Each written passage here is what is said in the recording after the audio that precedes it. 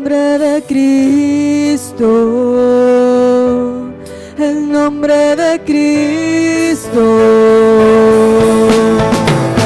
Tu nombre exaltamos, tu nombre levantamos, el nombre de Cristo, el nombre de Cristo. Tu nombre exaltamos, tu nombre levantamos, el nombre de Cristo, el nombre de Cristo. Tu nombre exaltamos, tu nombre levantamos, el nombre de Cristo, el nombre de Cristo.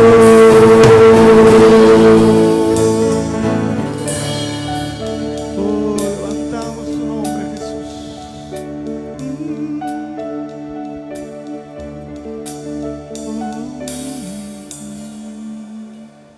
Levantamos tu nombre al Rey de Reyes, al Rey de Reyes y Señor de Señores.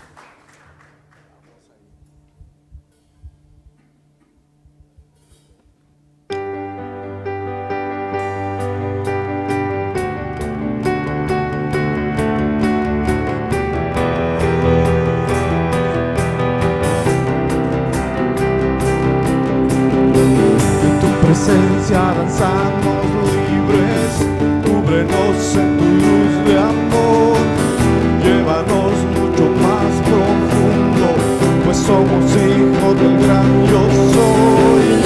Oh Dios, siempre con nosotros, susurrando restauración, ha de nuestro ser tu morada, tuyos somos, tu iglesia grande, abre los cielos.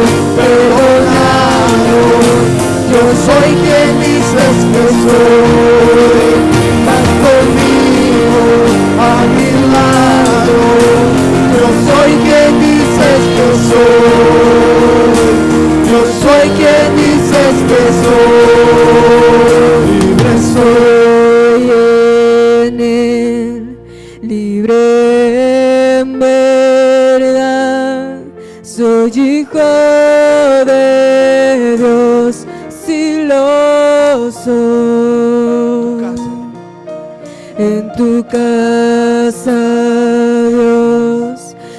Cristo hay para mí. Soy hijo de Dios, si lo soy. Que soy de Dios, y de verdad. Soy hijo de Dios, si lo soy. En tu casa, Dios, si te hay para mí. Soy hijo de Dios, si lo soy.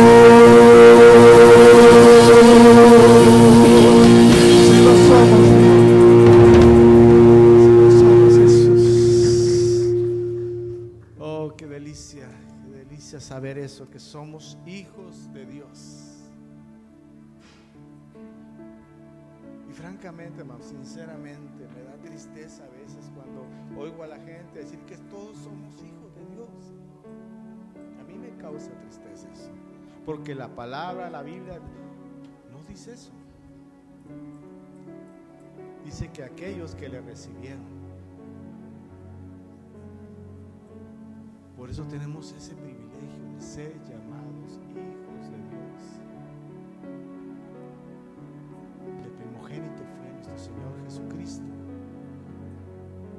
Por eso debemos de sentir eso. No sentirnos mejores que ellos. No es por eso, ni sentirnos más, no. Eso no es. Sino sentir, tener esa empatía con ellos, tener ese dolor. Porque así en tiempos estábamos nosotros, la mayoría, como yo, que conocí al Señor a los 25 años de edad. Así estábamos. Creíamos otras cosas, o no creíamos nada. A esa edad no creía nada. Pero ahora, por eso dice la palabra que Él nos hará libres, la verdad te hará libre, y eso nos da esa libertad. Pero para poder nosotros en esa libertad que tenemos y en ese conocimiento transmitir en amor a aquellos que aún están perdidos en la ignorancia.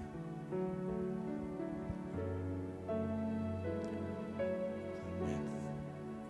Vamos a orar.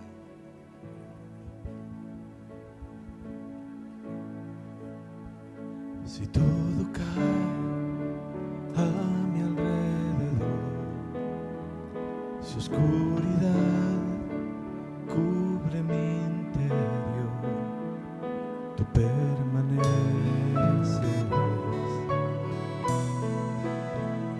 tú eres fuerte. Cuando el dolor llega al corazón y el temor nubla mi visión, tú permaneces,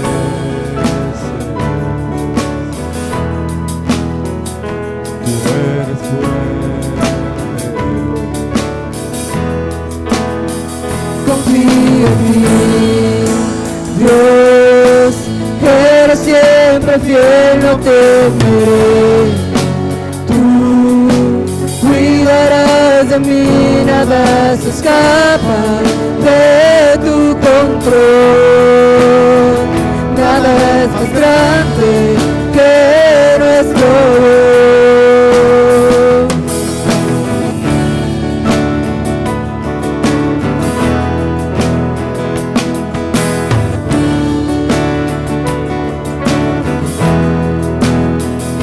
Sin enfermar para oír tu voz y tempestad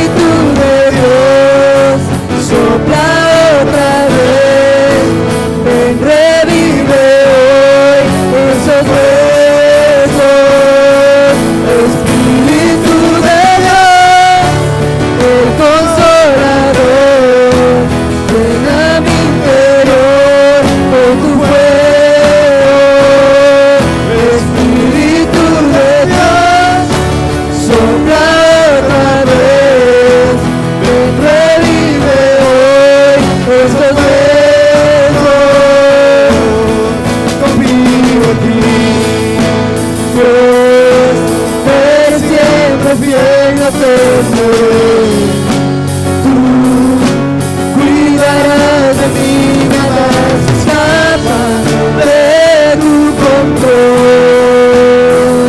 Nada es más grande que nuestro Dios. Confío en ti, Dios, eres siempre fiel, no temeré. Tú cuidarás de mí, nada se escapa de tu control. Nada es más grande que nuestro Dios.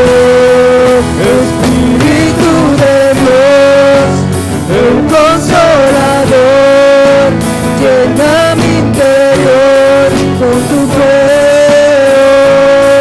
Espíritu de Dios, sopla otra vez, ven, revive hoy estos huesos.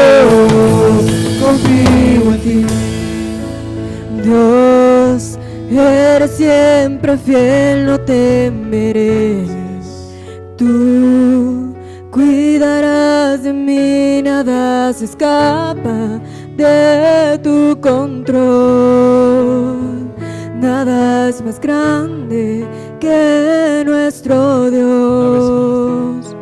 Confío en ti, Dios, eres siempre fiel, no temeré. Tú cuidarás de mí, nada se escapa de tu control. Nada es más grande que nuestro Dios.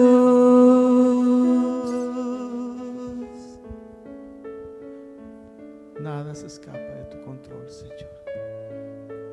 Porque cuando te entregamos nuestra vida, mi Dios, tú tomaste el control.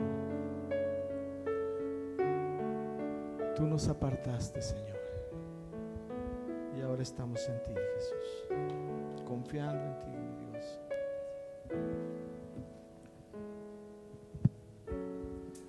Confiando en ti, Señor, de día, de noche, en los momentos de gozo y en los momentos de prueba, confiando en ti, Señor, dándote gracias porque tú eres nuestro Dios y tú nos escogiste a nosotros y no nosotros a ti. Gracias, Señor, porque podemos alabarte, entrar con gozo, con alabanzas, con adoración, reconociendo tu grandeza, tu señorío, tu poder, tu bondad, tu amor. Gracias, Señor. Venos aquí, Señor. Aquí estamos, corazones sedientos, hambrientos de recibir la preciosa semilla que tienes para nosotros. El Espíritu Santo es nuestro Maestro, quien tomará las palabras que están de la Escritura y las aplicará en cada uno de nosotros, porque tú vives, moras, permaneces en nosotros, Señor, en el nombre de Jesucristo. Que esta sea una bendición para todos nosotros, en el nombre de Jesús. Amén. Amén. Si quieren tomar asiento, por favor.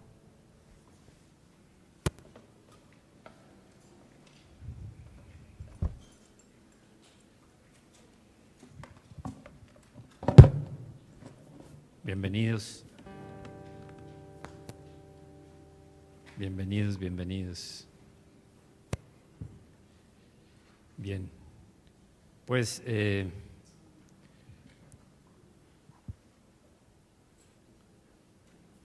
vamos a empezar con el tema de hoy. Es un tema que a mí no es algo que me llegó esta semana, no. Es algo que me ha estado impactando, y yo sé que no nada más a mí, sino a muchos de nosotros. El tema del que estoy hablando, del que quiero hablar, es el avivamiento. Avivamiento. No solo estoy orando yo, sino que estamos orando muchos, intercediendo muchos, para que realmente haya un impacto, no nada más, por supuesto, en el mundo, porque el Señor quiere que muchos que están escritos en el libro de la vida se agreguen al reino de Dios. Muchos estamos orando por eso y me doy cuenta porque por comentarios que me hacen, por inquietudes que tienen, que han surgido, porque lo plasman en las oraciones que se transmiten diariamente. No estoy hablando solo las mías, sino del grupo de mujeres, en el de que las que responden, de muchas maneras, platicando con alguien también, me lo han hecho saber. Esa es una inquietud que sembró el Señor, que el Espíritu de Dios está moviéndonos para reaccionar. Avivamiento. Avivamiento, quiero decirlo de otra manera, despertar espiritual. Eso es un avivamiento. Avivamiento o despertar espiritual. La palabra anzalo,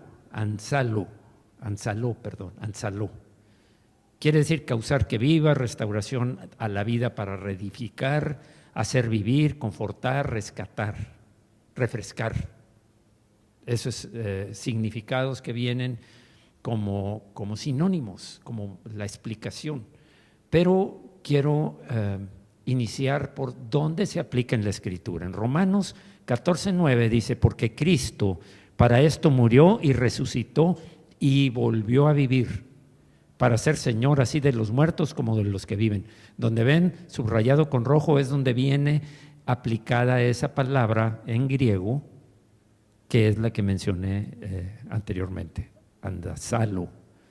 Otra es en Lucas 15:32, con la parábola del hijo pródigo. Mas era necesario, le dice el padre al otro hermano que estaba celoso porque lo recibió con gozo, mas era necesario hacer fiesta y regocijarnos, porque tu hermano era muerto y ha revivido, se había perdido y es hallado. También ahí se aplica. Y Filipenses 4:10, Pablo hablándole a los filipenses, diciéndole, en gran manera me gocé en el Señor de que ya al fin habéis revivido vuestro cuidado de mí, de lo cual también estabais solícito, pero os faltaba oportunidad. Se refiere a que, pues no, él dice después, bueno, se refiere al cuidado de aportaciones para la ayuda en el ministerio, pero él dice, no porque tenga necesidad realmente, porque sé vivir en abundancia y en escasez. Entonces, pero son las palabras en donde se aplica y por eso es que lo estoy mencionando ahora mismo. Ahora, vamos a hablar de qué. Avivamiento o despertar espiritual. 7 fases del plan de Dios. 7 fases. Voy a mencionarlas cada una de ellas. Primero, Dios está en una misión de redimirlo todo. Redimirlo es rescatar, es recuperar, es pagar el precio para volver a tener.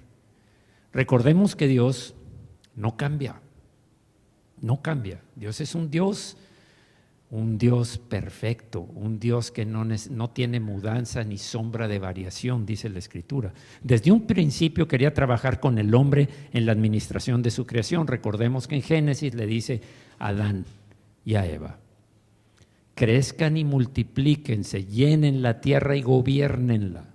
Lo mismo que nos dice a nosotros su pueblo, crezcan, multiplíquense, llenen la tierra, pero gobiernenla, pongan su autoridad, la autoridad que yo les doy, en otras palabras, para gobernar para el reino, para su reino.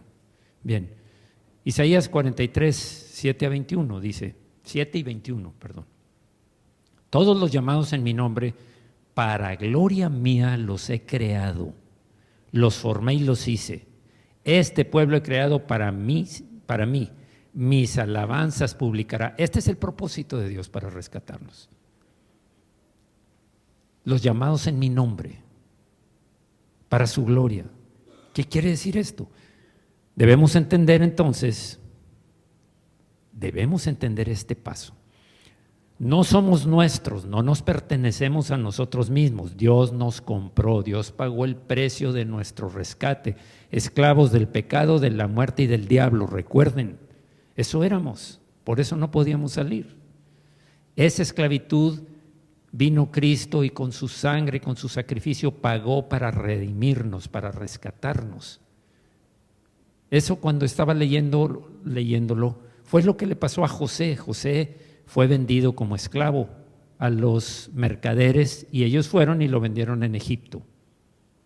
Lo compró Potifar, uno de los oficiales del faraón, lo compró y trabajó en su casa y él se dedicó a trabajar con todo su empeño, con toda su responsabilidad, y llegó a crecer y lo dejó Potifar como el segundo. Ya sabemos que después llegó el enemigo, le provocó a la esposa que deseara a José y eso lo llevó a la cárcel, pero era todo parte de un gran plan.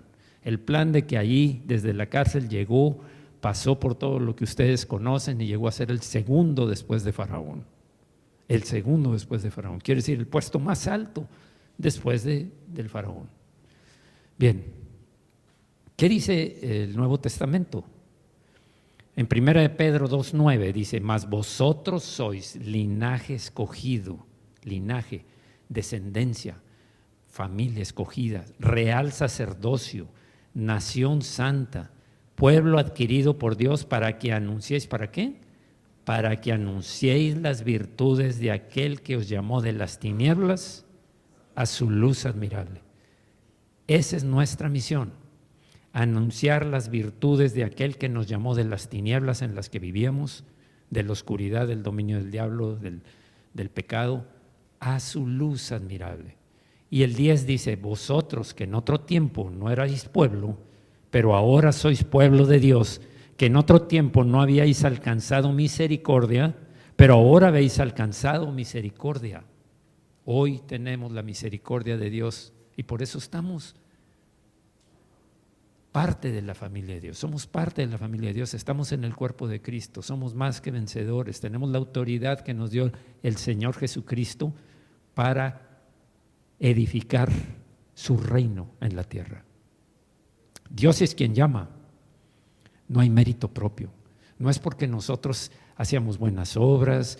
Yo lo pensaba antes, yo pensaba que era necesario hacer las misiones, ir a las reuniones, no faltara ni una, rezar, etcétera, etcétera. Pensaba que era necesario para obtener el favor de Dios, pero estaba equivocado. La verdad es que es misericordia y es gracia. Dios me escogió y me dijo: tú vas a ser mi hijo. Y me rescató. Aquí está el precio de la sangre de mi hijo para que tú seas libre y pertenezcas a mi familia.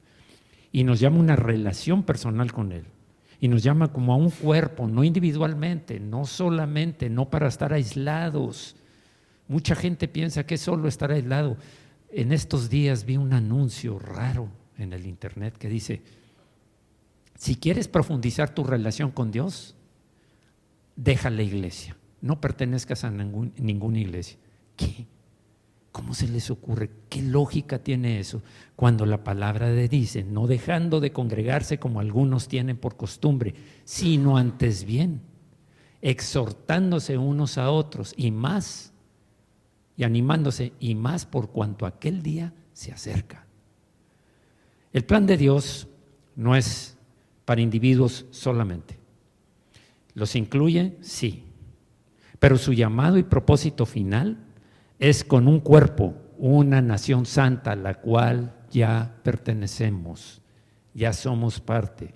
El pueblo de Dios, el segundo punto, el pueblo de Dios tiende a apartarse de Dios. Qué incongruente, pero esa es la verdad. Ahora, no se trata de negarlo abiertamente, no se le está negando abiertamente, sino poniendo sustitutos a su presencia, propósito y manera de vivir. En lugar de lo que Dios dice, es lo que yo digo, lo que me conviene, lo que me hace sentir bien, lo que me provee bienestar, salud, economía, bla, bla, bla. Todo eso. Un ejemplo del Antiguo Testamento. ¿Cómo confundían la presencia de Dios con señales? Éxodo 32, versículos 1 y luego el 4 y el 5. Viendo el pueblo que Moisés tardaba en descender, recuerden que estaban ante el monte Sinaí, Moisés había ascendido y estuvo allá 40 días en presencia de Dios, en comunión con Dios, solo él, y ahí recibió las tablas de la ley. Sigo. Tardaba en descender del monte, se acercaron entonces a Aarón y le dijeron, Aarón se quedó pues en lugar de Moisés a dirigir al pueblo, a ministrar al pueblo, Aarón el hermano de Moisés. Y dijeron, levántate, haznos dioses que vayan delante de nosotros, porque este Moisés, el varón que nos sacó de la tierra de Egipto, y ahí ya están poniendo un sustituto. No sabemos qué le haya acontecido, ya no está el que nos sacó. ¿Cómo? ¿No entendieron que fue Dios? Todavía no entendieron. Cada plaga hablaba Moisés al pueblo y Aarón diciéndoles, Dios va a hacer esto, Dios va a tener una tal plaga con los egipcios, etcétera, y se les borró. Versículo 4. Y él, Aarón, tomó los zarcillos de oro, no quise poner todos los versículos, le dieron los aretes, los adornos de oro a Aarón, y él los tomó de las manos de ellos y le dio forma con buril e hizo de ello un becerro de fundición. Entonces dijeron Israel, estos son tus dioses que te sacaron de la tierra de Egipto. Eso dijo el pueblo. Poco tiempo de haber salido de Egipto, poco tiempo después de pasar y ver las 10 plagas, poco tiempo después de cruzar el Mar Rojo, ellos en seco y los egipcios murieron. Incluso Faraón quedó ahí muerto y todos los que los perseguían. Y el 5. Y viendo esto, Aarón edificó un altar delante del becerro y pregonó a Aarón. Y dijo, mañana será fiesta para Jehová, un sustituto, un becerro de oro. ¿Por qué? Porque su corazón se había quedado en Egipto. Todavía seguían pensando en los ídolos egipcios. Salieron de Egipto, pero su corazón se quedó en Egipto. Como dice la Escritura.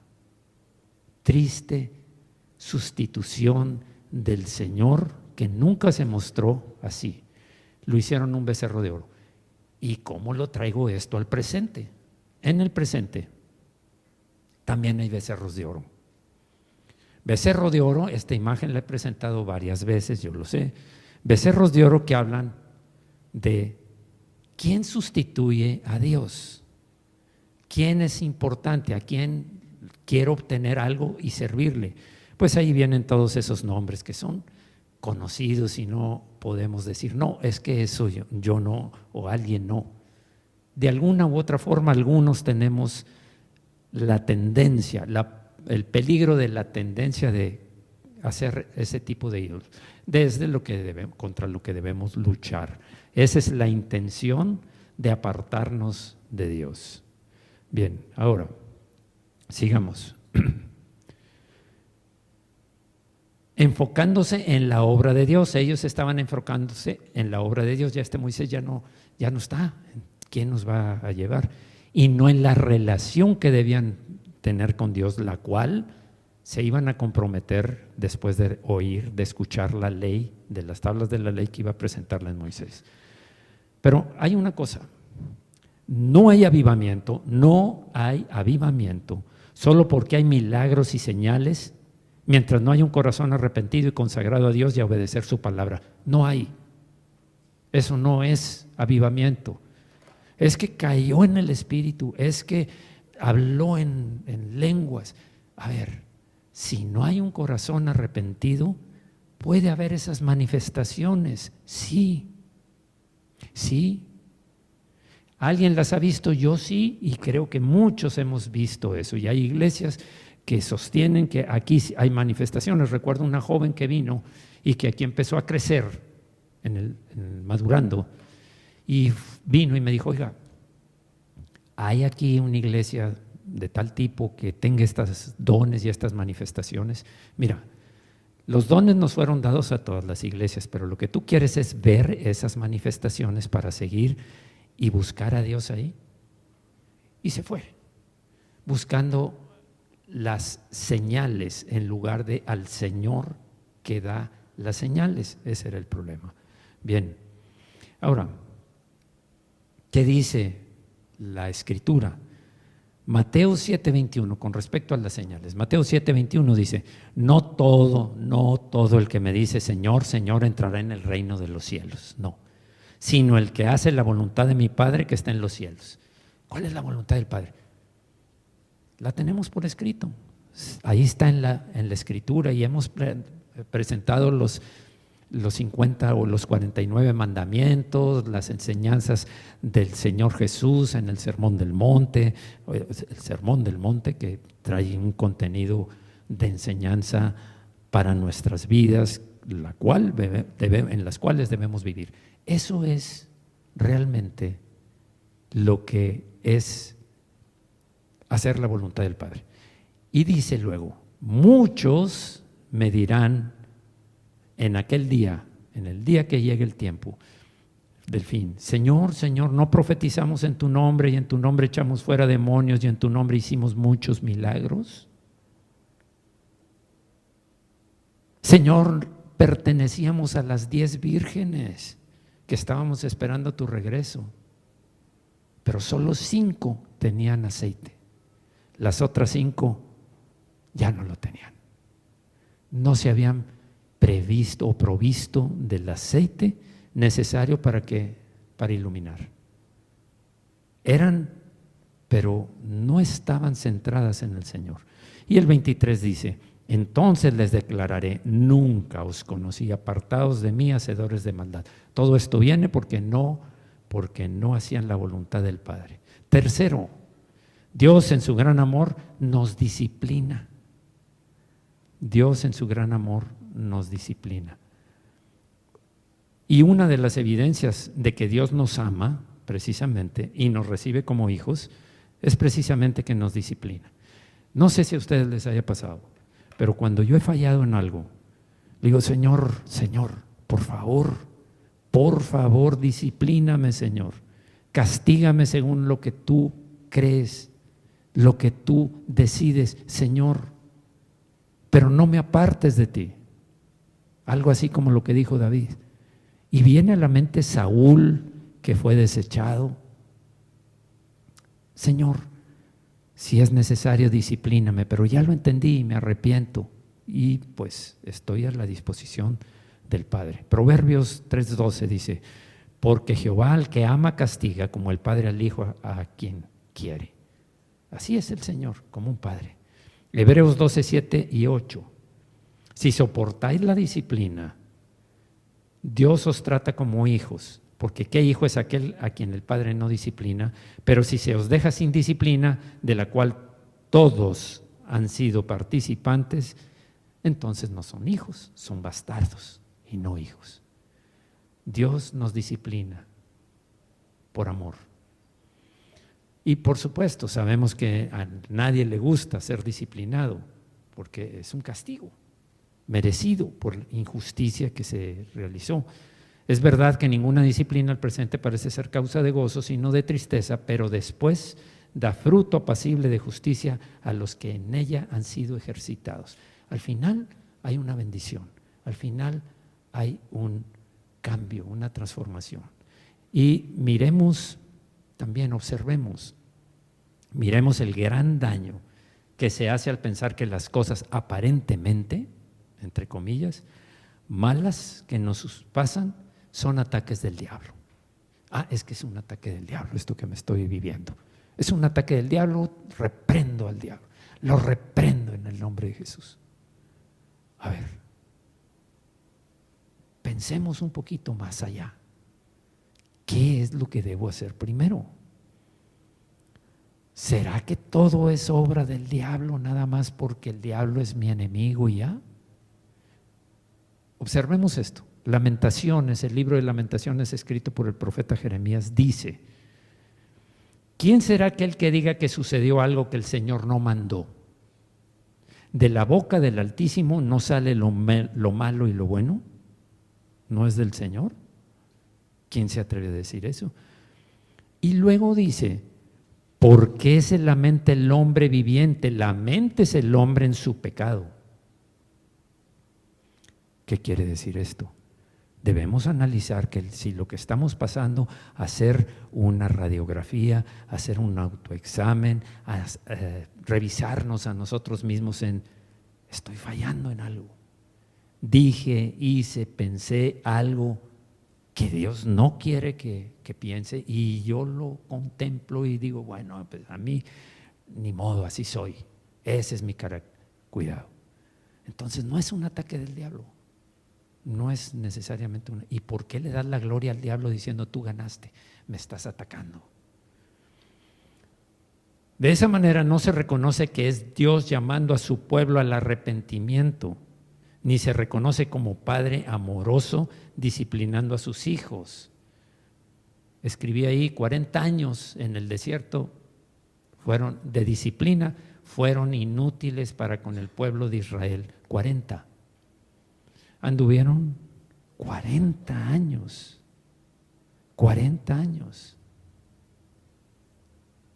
Y no aprendieron. Y murieron en el desierto, los que salieron de Egipto, los que vieron las 10 plagas, los que vieron a Faraón el mar rojo abierto y luego cerrado, murieron en el desierto. Bien, de esa forma, esa es una forma de separarse de Dios y ponerle más atención al enemigo. Es que el diablo y estoy reprendiendo y a ver qué reviso porque el diablo me... A ver, espérate, empieza a enfocarte. Sácate un examen a ti mismo y después, cuando te arrepientas, van a cambiar las cosas. Cuarto, luego el pueblo clama a Dios. De hecho, Isaías lo presenta así, 26:9. Con mi alma te he deseado y en la noche, y en tanto que me dure el espíritu dentro de mí, mientras tenga vida, madrugaré a buscarte, porque luego que hay juicios tuyos en la tierra, los moradores del mundo aprenden justicia. Yo digo, entonces, a ver, ¿qué pasó en la pandemia? ¿Fue el enemigo? Sí, fue el enemigo, pero sin el permiso de Dios no hubiera habido pandemia. No lo hubiera habido. ¿Por qué? Porque no puede hacer absolutamente nada si Dios no se lo permite. Preguntémosle a Job. Fue y le dijo, no, es que no es cierto que cree en ti, no es cierto que es fiel, no es cierto que es un hombre justo. Nomás déjame probarlo y verás que vas a salir a luz la verdad. Dijo, está bien, nomás a él no me lo toques. Hizo todo lo que ustedes ya saben, murieron los hijos, perdió todas sus posesiones, la esposa le dijo, ya maldice a Dios y muérete, y todo lo que sucedió. Y después le dijo, no. Lo que pasa es que no lo toqué a él, nomás déjame tocarlo a él y verás a ver si no lo hace. Está bien, nomás cuida su vida, no toques su vida, no le quites la vida.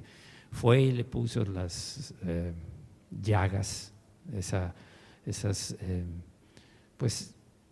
ese daño físico que le provocó. Y aún así permaneció, aunque salió a la luz lo que Job había creído, pero al final, para no alargar la historia, sabemos que cuando Dios le habló, a ver, ¿dónde estabas tú? Porque dijo, si yo hablara con Dios, le preguntaría, a ver, ¿por qué me pasa esto? ¿Por qué estoy viviendo esto? Yo he oído esas exclamaciones de personas, ¿por qué a mí me pasa esto? Hay otros peores que yo. Es más, mis hermanos incrédulos hacen cada barbaridad y no les pasa nada y tienen riquezas y les va bien. Hasta que, y eso Job quería tratar ese tema con Dios. Y dijo Dios, a ver, en los últimos capítulos, ¿dónde estabas tú cuando formaba la tierra? ¿Dónde estabas tú cuando formaba esto y esto y esto y esto? Y el otro se quedó, poco a poco se fue haciendo así, chiquitito. Cada vez que le decía, ¿dónde estabas? ¿Qué estabas haciendo? A ver, ayúdame. ¿Me sugeriste algo? ¿Hiciste algo? Y dice, de oídas te había oído, mas ahora a través de todo esto te conozco. Eso fue su expresión final y ya sabemos, al final tuvo el doble de lo que tenía antes. Bien. Salmo 119, 71 y 75. Bueno me es haber sido humillado para que aprenda tus estatutos, dijo David.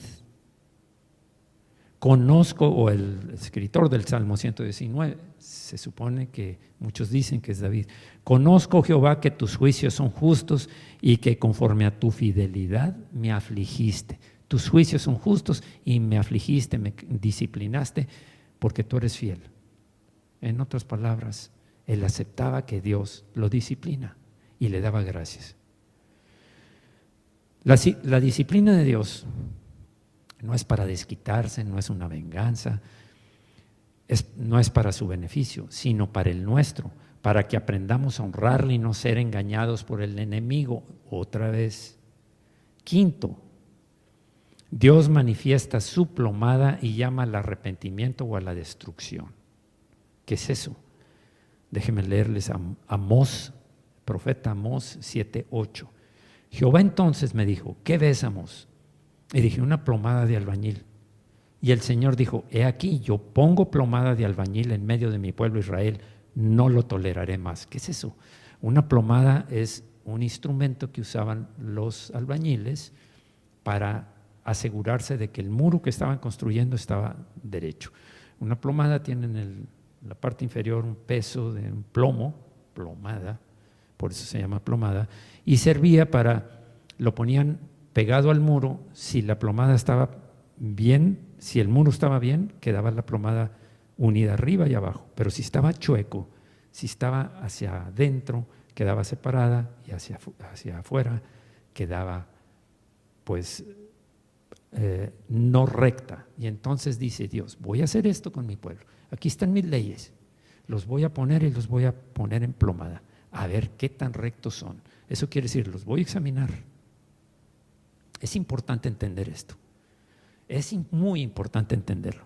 Dios advierte que aunque es paciente con nosotros, una gran paciencia, requiere un cambio, un arrepentimiento verdadero con frutos dignos, pues no va a soportar al hombre la dureza, la maldad del hombre para siempre.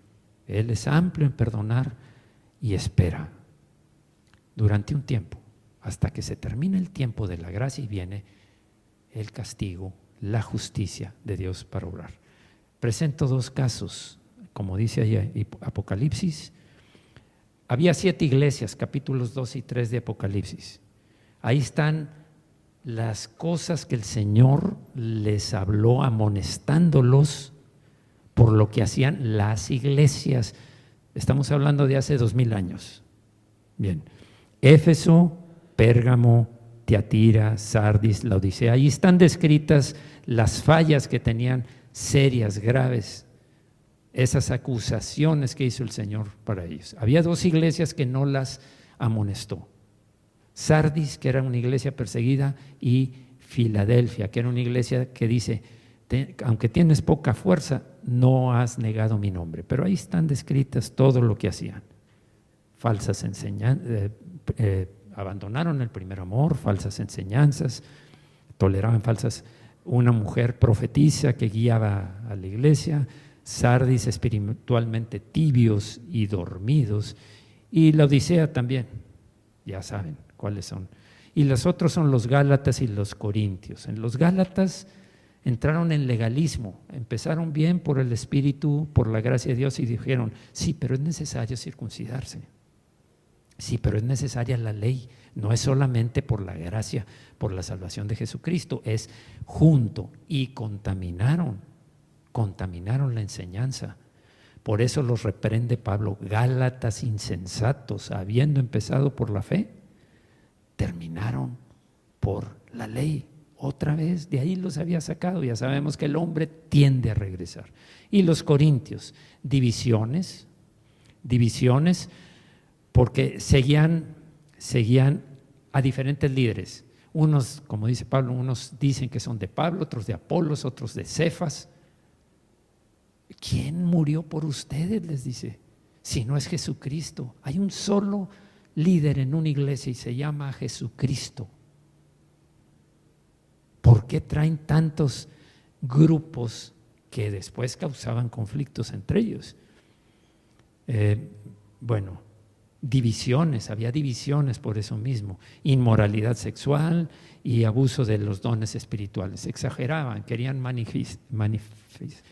magnificarse y buscar presumir que eran especiales, que oraban y sanaban y se caían y todo lo que ustedes saben, pero lo hacían en la carne. Hay una cosa que llama mucho la atención en Corintios precisamente, y es 1 Corintios 11, 29 y 30, porque el que come y bebe indignamente, está hablando de la Santa Cena, sin discernir el cuerpo del Señor, juicio come y bebe para sí, por lo cual hay muchos enfermos y debilitados entre vosotros y muchos duermen. ¿Qué es discernir el cuerpo de Cristo? Es identifica quién es parte del cuerpo. Cuando no discernimos el cuerpo de Cristo y hay manifestaciones de divisiones, de contiendas, como lo pasaba a los corintios, como les pasaba a los corintios, no estás discerniendo cuál es el cuerpo de Cristo, cuál es el verdadero cuerpo, cuál es la iglesia. Cuando no hay eso, dice, hay consecuencias. Muchos enferman. Y no porque el diablo vino y les puso una enfermedad, enferman porque no disciernen el cuerpo. Y están debilitados entre vosotros y muchos duermen. Si alguien te hizo algo, perdónalo. Pero si es que él es el que me dijo y no me ha pedido perdón, perdónalo. Perdónalo. Dios no admite divisiones en su cuerpo.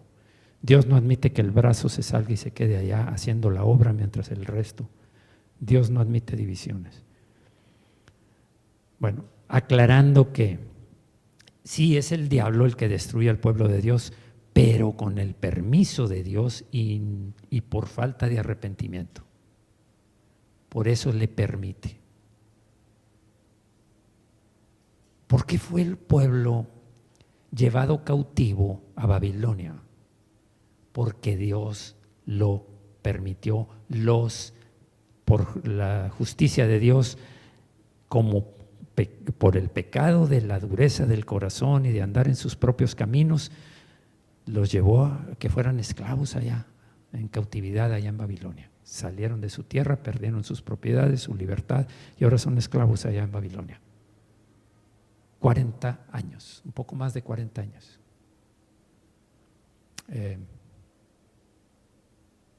Bueno, y si en lugar de disciplina se considere ataque del diablo, ¿cómo se van a arrepentir si siempre le van a echar la culpa? No, es que es el diablo, no, es que me anda haciendo daños, no, es que si no te das cuenta que es una disciplina del Señor, no vas a poder.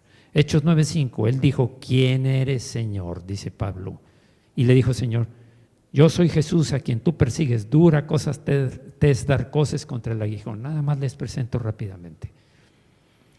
El aguijón era una vara con un pico, un clavo o algo así, que usaban los agricultores para que cuando el toro se quería salir e irse por otro lado, le daban un piquete para que reaccionara y entrara.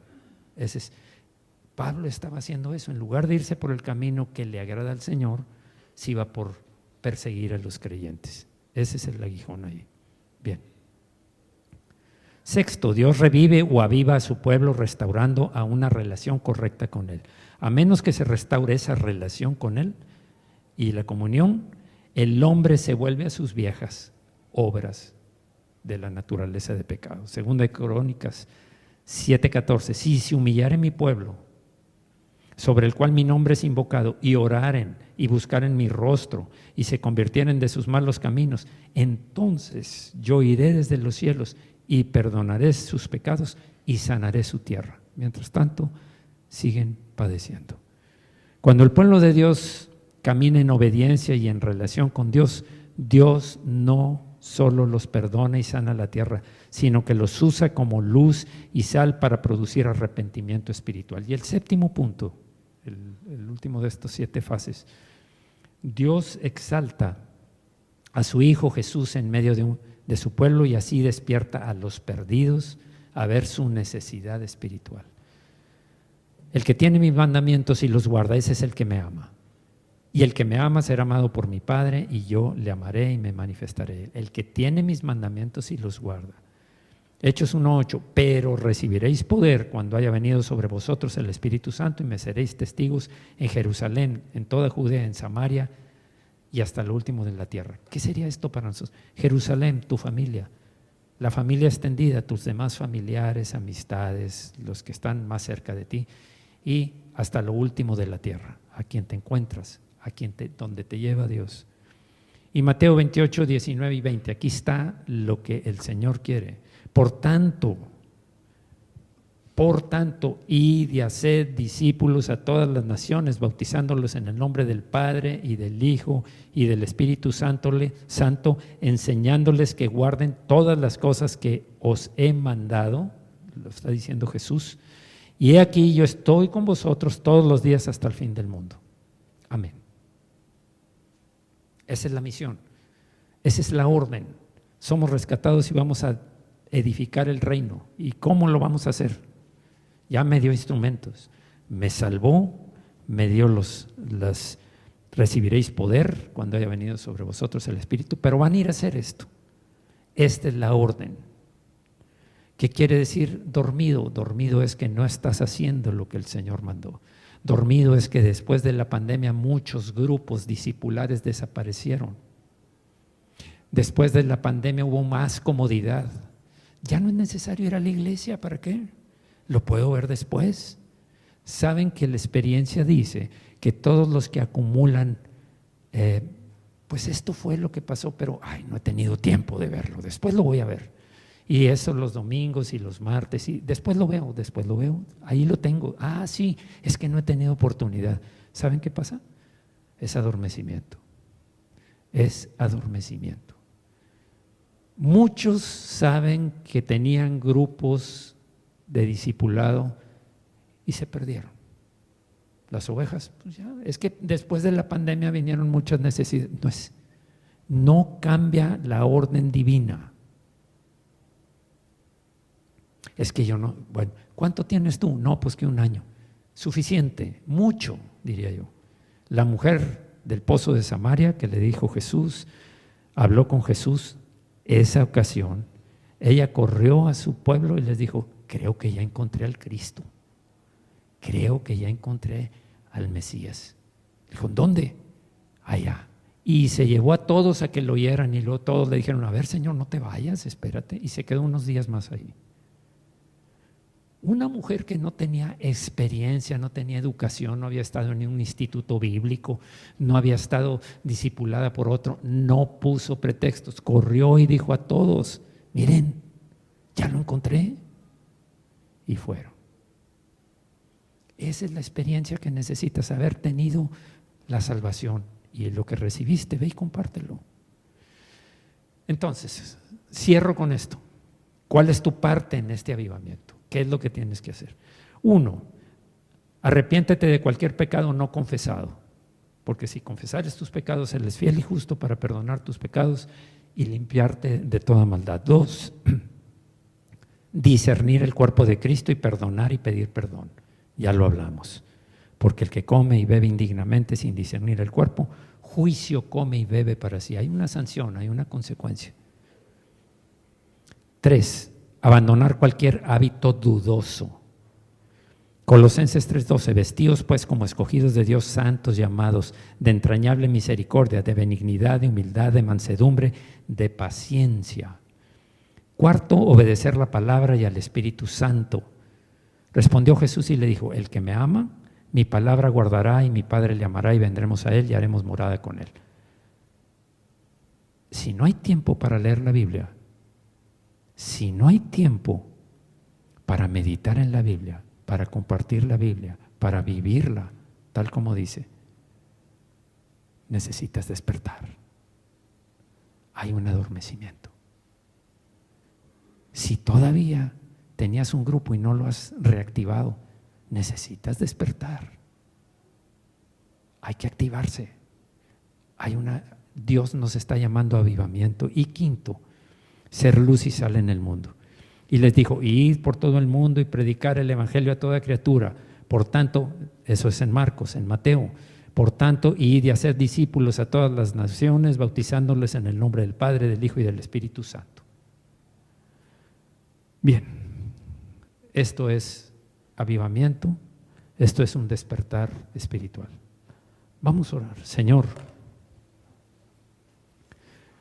tú nos has estado hablando, Señor, acerca de clamar a ti por un avivamiento, no solamente a mí, sino a varios que el Espíritu ha inquietado para pedirte por un avivamiento, para pedirte que la gente no se conforme a la comodidad, al evitar, al ser buscadores solamente de panes y peces, solo orar cuando, Señor, dame, Señor, quítame, Señor, provéeme, Señor, líbrame del mal, líbrame de los ataques, líbrame, porque entonces seríamos panes y peces, los cuales Jesús dijo, toda planta que no sembró mi Padre será desarraigada, sino que seamos fieles, seguidores, que cuando pongas la plomada estemos con un muro recto, vertical, con el cual digas, así es como yo quiero ver a mi pueblo.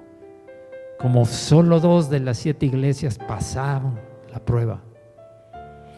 Señor, en el nombre de Jesús, que hay un despertar, un avivamiento, Señor, en tu pueblo, que si las familias se enfrían y esas familias estaban siendo alimentadas y ya no más, despertar y empezar a clamar, a arrepentirse, a buscar reactivar todas las cosas de las habilidades, destrezas, dones y talentos que tú nos diste para ponerlos a tu servicio, Señor, en el reino. Gracias, Señor, por ser tan paciente, pero, Señor, todo tiene su tiempo y todo tiene su hora. Señor, gracias por darnos oportunidad de hablarnos de una forma, de otra y de otra, para hacer aquellas cosas que a ti te agradan y no para comodidad nuestra, sino para servirte a ti, porque tú eres nuestro dueño, tú nos compraste, somos tus siervos y hacemos lo que nos mandes. Manda y yo obedezco, Señor, en el nombre de Jesús. Amén. Amén.